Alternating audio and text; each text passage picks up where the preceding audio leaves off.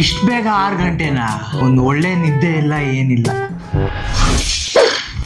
ಇವತ್ತೇನೋ ಎಷ್ಟು ಕೆಲಸ ಐತೆ, ಅಷ್ಟು ಬೇಗ ಬೆಳಗಾಗ್ಬಿಡ್ತಲ್ಲ. ಪ್ರವೀಣ್ ಬೇರೆ ಅವ್ನ ಮ್ಯಾನೇಜರ್ PPT ಬೇರೆ ಮಾಡೋಂದವನು. ನೀನೇ ಹೋಗಿ ತಗೊಂಬಾ, ನನ್ ಕಷ್ಟ ಅಲ್ಲಿ. ನಂಗೆ ಈ ಎಷ್ಟು ಕೆಲಸ ಇದೆ, ನಿನ್ ಹಾಲು ಬೇರೆ ಬೇಕಂತೆ. ಲೇ, ನಮ್ ಮ್ಯಾನೇಜರು ಇವಾಗ ರಿಸೈನ್ ಮಾಡ್ಕೊಂಡು ಹೋಗ್ತವನಲ್ಲ, ಸೊ ಆ ಜಾಗ ಖಾಲಿ ಇರುತ್ತೆ. ಇವಳು ಹರ್ಷಿತಾ ಬಂದ್ಬಿಟ್ಟು ಆ ಜಾಗಕ್ಕೆ ಅಪ್ಲೈ ಮಾಡ್ಬಿಟ್ಲು.